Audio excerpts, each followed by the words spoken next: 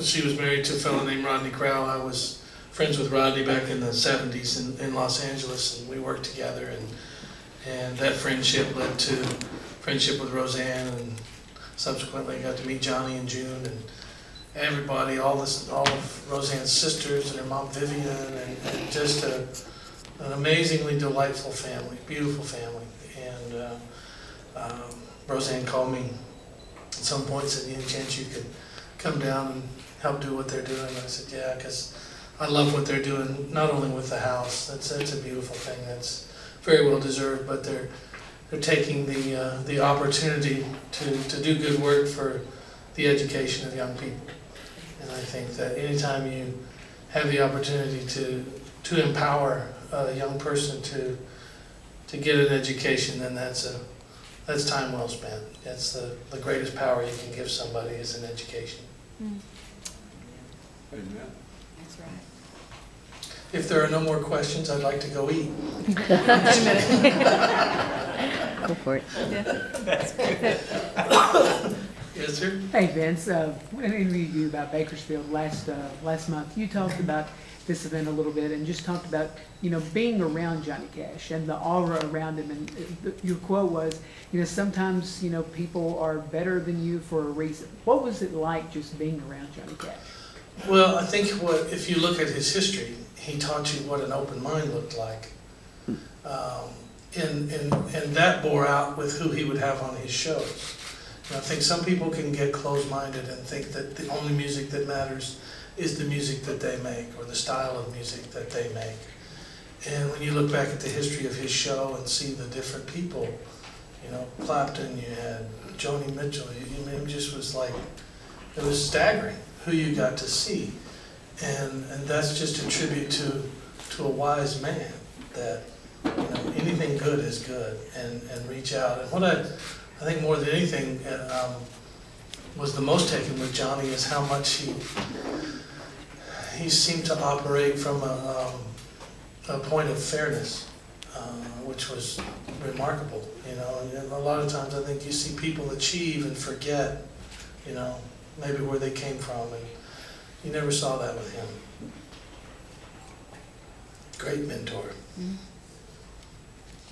Vince, you've been really instrumental in the All for the Hall, Yeah, gotcha. the All for the Hall efforts, and been one of the guys like you and Marty Stewart and a few of the guys in Nashville who feel it's really important to preserve the history and kind of where we came from.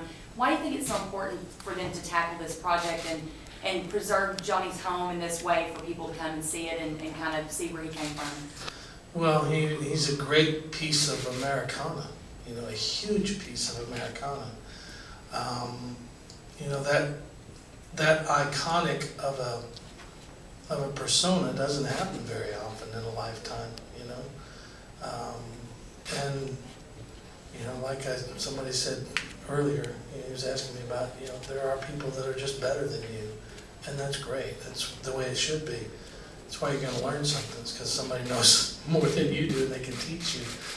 But he's as iconic as he gets, and what's, to me, the reason behind it is, once again, that he didn't, there was no genre attached to Johnny Cash. It was just this man and this honesty. The kids picked up on it. Everybody picked up on it. It was like when you heard him come through the speakers on your radio, you were like commanded to listen. It's like, oh, okay, I'm at attention, It's just that kind of, it doesn't happen very often, and I just think that's the way it should be. You should take these folks that have been the brightest stars of the brightest stars that you ever had, and why wouldn't you, spend the time to be reverent and respectful. More than anything, I think folks like Marty and I and Ricky and different folks like that, we're musicians, so we have a little bit different heart or something, but we know where we learned this. We never forgot it.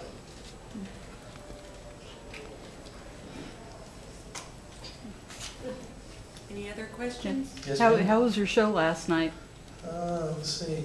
I didn't have one. Okay. It went well. Whatever happened. that's what I had on my Facebook. Was it about a show? I didn't play anywhere. Oh, Last night, sorry. I was just working on a new record. I was in the studio all day, Oh, cool. and that went great. But no, I didn't play last night. I could have lied. Said, oh, we killed him. You know. Left him laughing. Left him one more. Oh, good? Okay, yes, sir. In your performance at the George Jones funeral, you were just one of the 2 or 3 that the Opry allowed to be on YouTube. How did that happen to be? Boy, I think it's way above my pay grade, partner. I don't know how that computer thing works. Were you aware at the time that, Well, I knew it would show up, you know. I fell apart in front of the whole world, and I'm okay with that. But you know, that was a dear friend, and it was an emotional moment, and beyond humbled to even be asked to sing at that man's service. You know, that's I don't know how all that works. Why some people's things get taken down and some don't. I don't have a clue. Sorry.